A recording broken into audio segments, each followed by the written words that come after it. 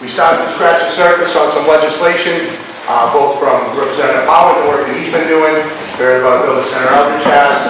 We want to hear from the legislators in a moment. But one of the real issues that we need to talk about when we talk about building coalitions, and that's really what we need to do to be successful. But to build coalitions, we have to be aware of kind of where this comes from, where the rub actually exists. And when we talk real to each other, we know that one of the opposition forces against us is, my brother, where I come from. That these are jobs, right? How many times do people tell us, well, when you shut down pipelines, we lose jobs? It's real. It's real. There are folks that make their living doing this. Good paying, middle class jobs. So we have to be realistic about what that means to people. But there's also another way. When we look at what that other way is, there are people that are already doing it. So when we build a coalition with folks that do this work for a living, and we say, you know what, we get it, we understand it. But we can invest in green energy, the green energy sector. We can invest in renewables and put people to work in that sector, one of the fastest growing sectors in the Commonwealth of Massachusetts. And a perfect example of that is from the International Brotherhood of Electrical Workers. You drive up the expressway into Boston, you go by local 103, what do you see? Big wind turbine. It's not a mini golf course, it's an actual working wind turbine. And people train on it. It's right next to the training center. People go and they learn how to do that. They're doing wind energy, they're doing photovoltaic. And I'm thrilled to have with us tonight somebody who represents that sector, somebody who's been doing that work. Lisa RSP is from IBEW Local 103. She's the manager of business development. She's worked closely with NECA, which is the Electrical Contractors Association, and with Local 103 to identify those possibilities. And if we invest in that, and we do what we need to do as a Commonwealth, invest in that sector, we can put people to work in that space. So please, a warm welcome for Lisa RSP.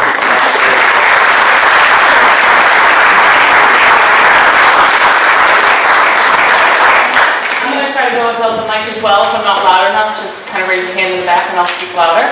As Senator Feedy mentioned, my name is Lisa RSP. I'm with the International Brotherhood of Electrical Workers, Local 103. We're one local out of the state. There's actually 4 locals throughout the state. We represent over 8,000 licensed electricians in the state of Massachusetts. There are in total about 30,000 electricians in the state of Massachusetts. As Paul mentions, clean energy, green energy, alternatives to things such as the gas pipeline have been emerging in this state very fast, and we've been very lucky for that. Last year, we were number 3 in the country for solar development, which is pretty amazing when you think about it, and you think about the storm we actually had last week. You would never think that this state would be number 3 in the country for solar development. We were very fortunate that our legislators saw the need for it and implemented goals within the legislation for us to meet. So some of those goals specifically for solar was a 1,600 megawatt goal. So kind of put that in perspective, if you think about Fenwick, that is 147 solar panels per seat in Fenwick. That makes up 1,600 megawatts of power. So it's pretty amazing when you kind of think about it that way and you put it into that perspective. And we have reached those goals, which is absolutely phenomenal. So with solar, that itself has created well over 30,000 jobs in this state. It's created jobs for our licensed electricians. It's created jobs for those that are involved with the other construction process, office workers, people within the field. So it's pretty amazing how many people that it's actually put to work. And I am glad that Senator Feeny did mention that, the gas pipeline and jobs like that, those are real jobs for people. And those are jobs that sometimes I think a lot of people kind of think, well, they can just go do another task. They can just go do solar, or they can go work on wind, but that's not necessarily the case, which is kind of where we come into play for our training. We have a state-of-the-art training center. We have a full school here. It sounds like many of you have driven by and seen the wind turbine. We do have a full sort of photovoltaic ground-mounted system out in the back. We also have it up on our roof. We have a complete smart home in our school that we do training on.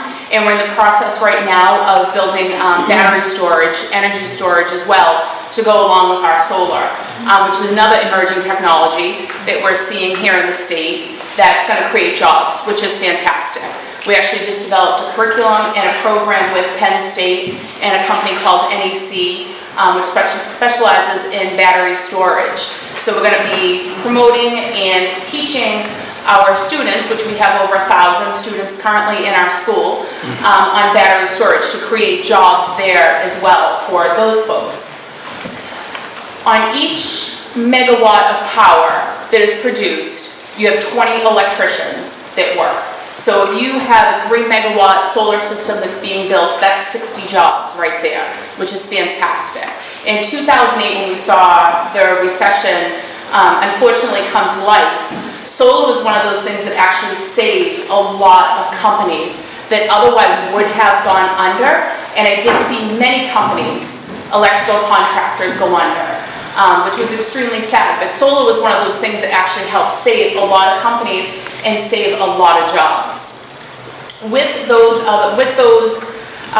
alternatives to energy, we also have wind power, which is fantastic as well. We have offshore wind, which thankfully, after the catastrophe that was Cape Wind, we're starting to see come to life again.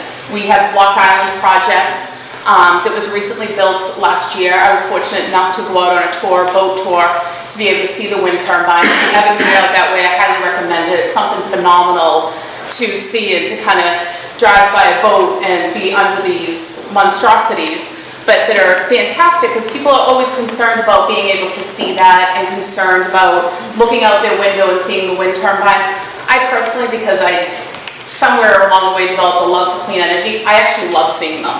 I think it's great. It's just a beautiful way, I think, of creating energy. And I think they're actually pretty, but I'm a little biased. So now we have coming up the Martha's Vineyard Wind Project, which is phenomenal. There's about 3 different companies that actually just put their proposals into the state to build the offshore wind off of Martha's Vineyard, which is going to produce unbelievable energy. So I'm glad to see that to come to fruition. And another emerging technology that we're seeing that's also going to be coming through Massachusetts is hydropower, which we haven't really seen a lot of. We see it a lot more up north. And again, the legislators have also pushed this. And recently, I think it was 3 different companies put in proposals for hydropower as well. We'll bring that hydropower from up north. They'll carry it through different proposals. Some will carry it through the states, some will carry it through the water, and it ends up in the Plymouth area. And the great thing about that is it's going to put together all different types of alternative energy. Those are going to have hydro, wind, and solar, which is actually pretty phenomenal in my opinion. And that in itself too is going to create jobs. So thankfully, I think with the training that we're able to provide, with all the emerging technologies coming out, with our state being fantastic about recognizing this and pushing for this, it is something that's going to create jobs and hopefully can supplement those jobs that could potentially be lost from not building any more pipelines. That's about it. Thank you.